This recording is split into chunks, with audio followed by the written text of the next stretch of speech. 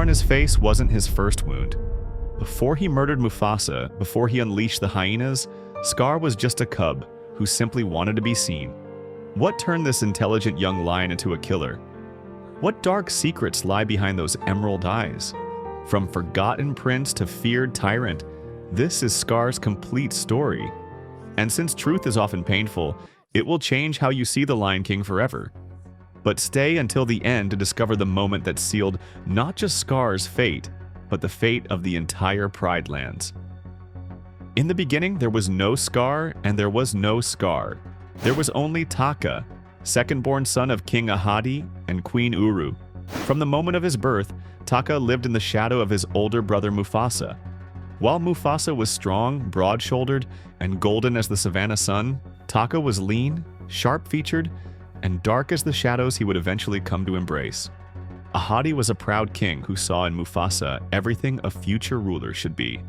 The young cub was brave, physically imposing, and commanded natural respect from the other animals of the Pride Lands. Taka, meanwhile, possessed a different kind of strength. His mind. Quick-witted and perceptive, Taka observed everything around him, analyzing, calculating, understanding the delicate balance of power that kept the kingdom running. But intelligence wasn't what Ahadi valued most in a lion. The king spent his days teaching Mufasa the ways of rulership, taking him to oversee the kingdom, introducing him to important figures across the Pride Lands.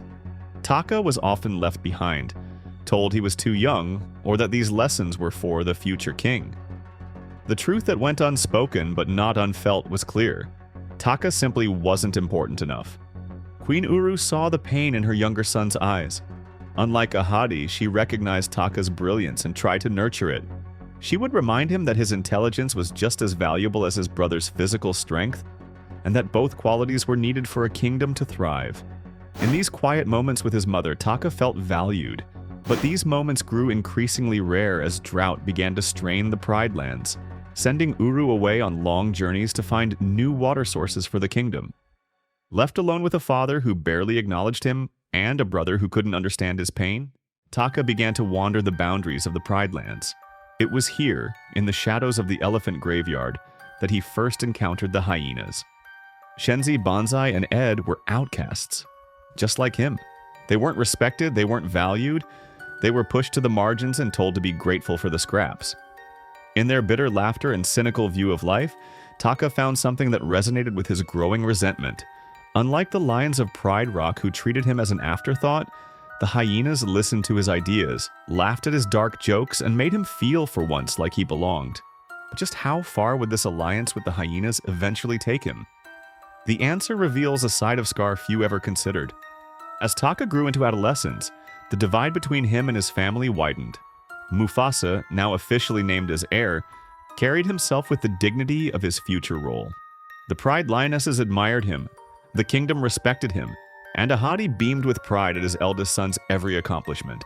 Meanwhile, Taka's absence was barely noticed. The turning point came during the worst drought the Pride Lands had seen in generations.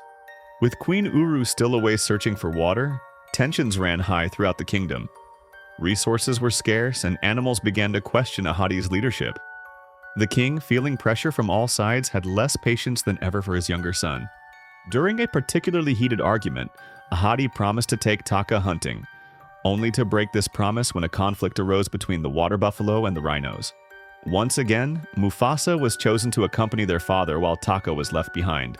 This rejection cut deeper than any claw. Humiliated and hurt, Taka hatched a plan to prove his worth once and for all. If he could solve a kingdom problem alone, without his father or brother's help, surely then Ahadi would see his value.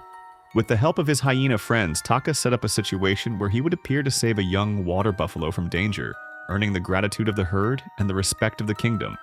But the plan went horribly wrong.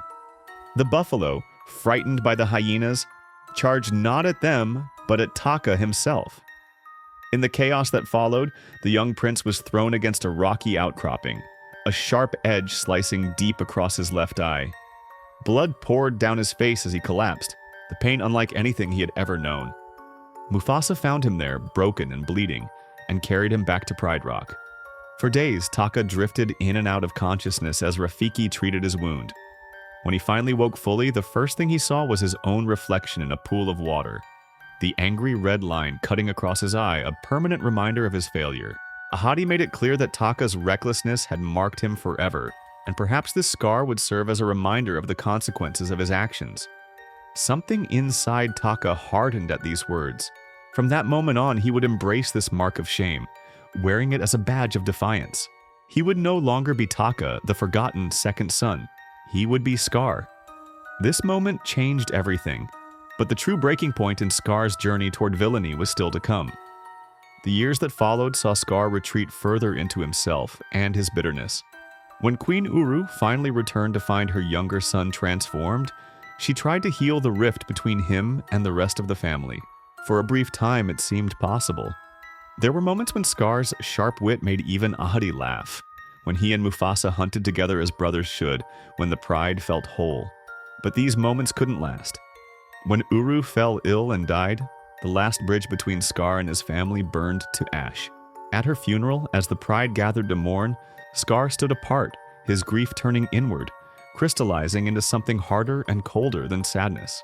What happened next would set Scar on a path of no return, transforming jealousy into something far more deadly. Ahadi followed his mate not long after, leaving Mufasa to take the throne. The new king, hoping to heal old wounds, offered Scar a position as his advisor.